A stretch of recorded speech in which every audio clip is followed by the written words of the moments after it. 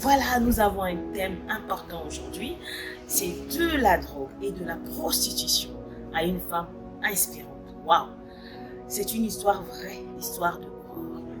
On avait partagé ces photos sur la page Facebook de l'association et ça a suscité d'énormes réactions. Et j'aimerais vous dire que ces genres de femmes sont nombreuses. Pour ne pas dire ce genre de personnes sont nombreuses dans notre monde aujourd'hui. Des personnes des personnes sur lesquelles on ne pouvait même pas compter, qui aujourd'hui sont devenues des femmes et des hommes inspirants. Et plus précisément pour nous, des femmes modèles. Nous voyons par exemple Joyce Meyer, cette femme qui dans son enfance, son papa avait commencé à abuser d'elle, à la violer dans tous les sens du terme. Et elle disait que c'était beaucoup, c'était plus de 300 fois que son papa l'a violée. Dès son enfance en fait, à 9 ans. Et ça ne s'est pas arrêté là, son grand-père et son oncle aussi ont abusé d'elle. Mais aujourd'hui, c'est une femme inspirante, une femme modèle. Qui connaît Joyce Meyer? Si vous connaissez Joyce Meyer, marquez cela dans les commentaires. Aujourd'hui, c'est une femme, moi, personnellement, qui m'inspire. Et je sais qu'elle inspire énormément de femmes. Et cela me fait penser à Aurore. Aurore, bravo. Toutes les femmes qui sont dans la prostitution, toutes les femmes qui sont dans la drogue, toutes les femmes qui sont dans l'alcool, toutes les femmes qui sont dans la débauche, toutes les femmes qui sont dans toutes sortes d'addictions, je ne sais pas moi, des jeux, de je ne sais quoi, mais écoutez-moi bien, vous avez de la valeur. Vous avez de la valeur. Votre valeur n'a pas diminué parce que vous êtes sous ces addictions qui attirent la honte sur vos vies. Mais sache que vous êtes tellement précieuse pour nous. Peu importe l'addiction dans laquelle tu es. Si c'est l'infidélité, tu es une femme mariée, tu n'arrêtes pas de tromper ton mari et tu ne comprends pas. Sache que nous sommes là, nous pouvons t'aider. Nous pouvons te prendre par la main. Et nous ne serons pas là pour te juger, pour te regarder de haut. Cette femme que je suis, je viens aussi de quelque part. J'étais aussi hier une femme battue. Vous comprenez? Mais aujourd'hui, je suis cette femme que je suis. Et ce, par la grâce de mon Créateur. Et je sais qu'il est celui qui change des destinées. Il est celui qui change des vies, celui qui amène les hommes et les femmes qu'il a créés vers le chemin qu'il a préparé d'avance pour eux ou pour elles. Donc voilà, cette histoire m'a tellement touchée et j'aimerais parler aux hommes. Des fois, vous êtes là, vous êtes même tombé amoureux d'une femme, mais vous regardez les autres, vous pouvez passer à côté. Regardez ce qui est devenu Aurore aujourd'hui. Une femme sage, une femme de valeur, une femme inspirante, une femme posée, une femme paisible, une femme radieuse, une femme, oh là là là là, je ne sais pas, rajoutez vos adjectifs dans les commentaires. Je compte sur vous, je crois que vous connaissez mieux que moi, d'accord? Vous avez des mots plus que peut-être moi, donc marquez cela dans les commentaires, on est ensemble. Cette histoire m'a beaucoup touchée, comme je vous disais. Célestin n'a pas regardé au passé de Aurore. Et combien de personnes regardent toujours dans le passé, vers le passé de l'autre? Même à nous, même les femmes de valeur, des fois tu es là, ton mari hier il était prisonnier, mais sans cesse tu n'arrêtes pas de lui dire, oui tu étais prisonnier, tu regardes à ça, hier tu avais fait ça, tu avais volé ceci, oui, tu avais fait cela, tu avais fait cela.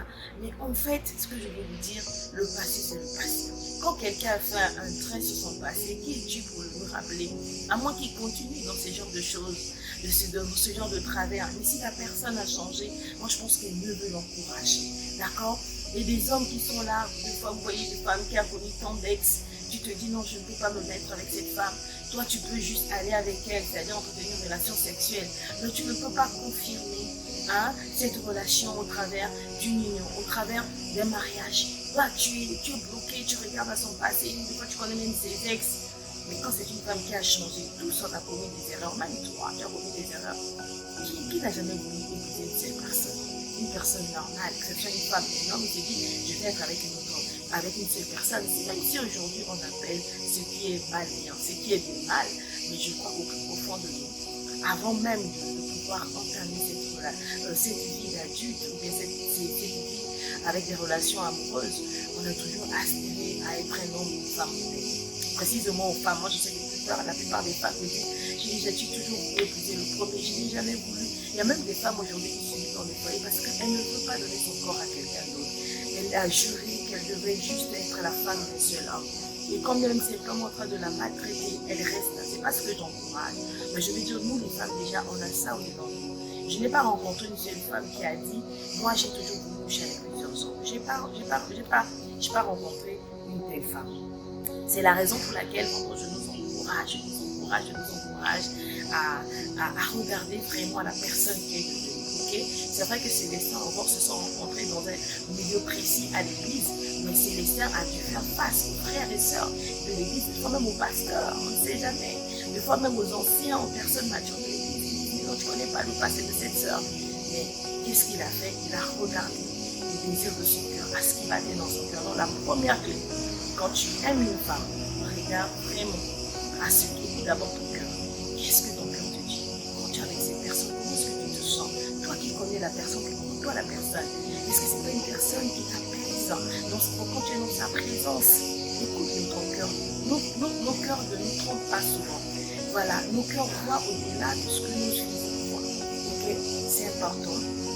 Et la deuxième des choses, il faut être mature en fait. Il faut être mature spirituellement, il faut être mature mentalement. D'accord?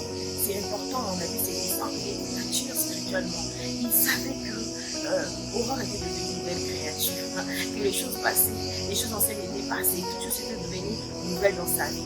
Et c'est important aussi pour nous d'être mature spirituellement, de comprendre que cette femme qui hier se droguait, cette femme hier qui se prostituait, mais Dieu lui a fait grâce, elle est devenue une nouvelle créature. Combien de fois nous condamnons des gens qui sont devenus de nouvelles créatures? Non, elle était une voleuse.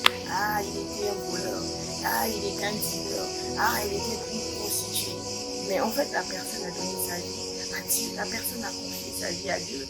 La personne hier était morte. Vous voyez, loin de Dieu. Mais aujourd'hui, la personne est réconciliée avec Dieu.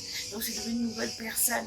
Le passé, là, Dieu ne regarde plus à ça. Si Dieu ne regarde plus à ça, qui es-tu pour pouvoir regarder à ça? C'est la raison pour laquelle on doit être mature spirituellement.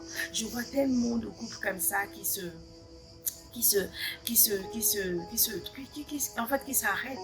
Pourquoi? Parce qu'une sœur dans le passé, elle a fait ci, elle a fait ça. Dès que le frère, même à l'église, découvre cela et s'arrête. On voit tellement de couples dans nos quartiers, on a vu un couple, ils étaient là, main dans la main, et non, demain on apprend qu'ils sont plus ensemble, non, parce que le gars a découvert quelque chose dans la vie de la fille, et il a dit non, moi je peux pas épouser cette femme, moi je peux rester avec cette femme. Il commence à mépriser, à dénigrer, à rejeter, jusqu'à aller abandonner la relation. Et c'est tellement triste, il faut être mature.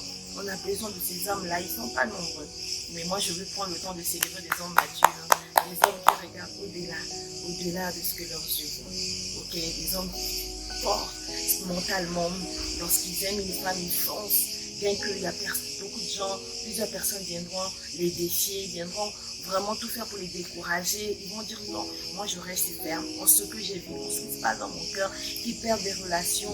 Des fois leurs parents s'éloignent d'eux, souvent des amis, même des frères et sœurs à l'église. Voilà, on perd énormément de personnes comme ça, chères, parce qu'on a écouté son cœur. Il faut écouter son cœur, sinon demain on va regretter. Donc c'est important ce que je vous dis aujourd'hui, ok?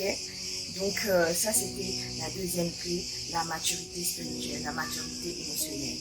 Voilà, et la troisième chose c'est le discernement. Lorsque il faut toujours discerner qui est cette personne qui est auprès de moi. Pourquoi je me sens bien avec cette personne? Qu'est-ce qui se cache au plus profond? Parce que souvent on regarde l'aspect extérieur, mais on doit regarder l'aspect intérieur. On doit voir au-delà de nos yeux, le discernement. Discerner que c'est un trésor, comme l'a discerné Célestin. Aujourd'hui, cette femme, Aurore, est devenue femme modèle. Aujourd'hui, elle peut se lever, elle peut encourager les autres comme moi. Aujourd'hui, je peux encourager parce que je me suis relevée des violences conjugales très jeune. Et c'est aussi possible pour vous. Donc, c'est ça, en fait, on devient des témoins, on devient des modèles. On sait, on peut comprendre parce qu'on a traversé cela. Ok, c'est très important. Il faut écouter des gens qui ont traversé les mêmes étapes. Donc, nous avons vu les trois clés, d'accord? Donc, écouter son cœur, être mature spirituellement, émotionnellement. Troisièmement, avoir le discernement. Et le clé que je peux vous donner, si vous avez rencontré une telle personne, il faut avoir beaucoup d'amour. Voilà, et de compassion pour ces personnes qui font face à toutes sortes d'addictions. Ça peut être aussi votre enfant, vous êtes maman, vous avez un enfant comme ça, il faut beaucoup d'amour. Ça peut être pour vous-même aussi, ayez beaucoup d'amour pour vous. sachez que vous comptez et que vous pouvez aussi vous relever de toute cette addiction qui amène la honte sur vous. Et même vous, maman, n'ayez pas honte en tout cas. Ayez de l'espoir, vraiment c'est important. D'accord? Ayez de l'espoir. À vous qui avez une sœur, qui avait une femme par exemple, une mère, voilà, quelqu'un de cher qui est dans toute cette addiction, qui peut être la drogue, l'alcool, la prostitution et tout ça. Donc, ayez de l'amour, ayez de la compassion, ayez de l'espoir, c'est très important. Soyons une oreille pour ces personnes-là, ne les jugeons pas, ne les rejetons pas, ne les méprisons pas, ne calomnions pas non plus sur ces personnes-là. Ça peut être aussi dans l'entourage, vous voyez, vous êtes avec deux sœurs, c'est votre petite sœur qui fait face à ça, et vous vous mettez à la calomnier, à la dénigrer. Vraiment parler quand c'est dans le sens d'aider la personne. Qu'est-ce qu'on peut faire pour notre fille? Qu'est-ce qu'on peut faire pour notre sœur? Qu'est-ce que je peux faire en fait pour ma femme? Voilà, n'allez pas comme ça parler à tout le monde et tout ça, mais parlez aux personnes qui sont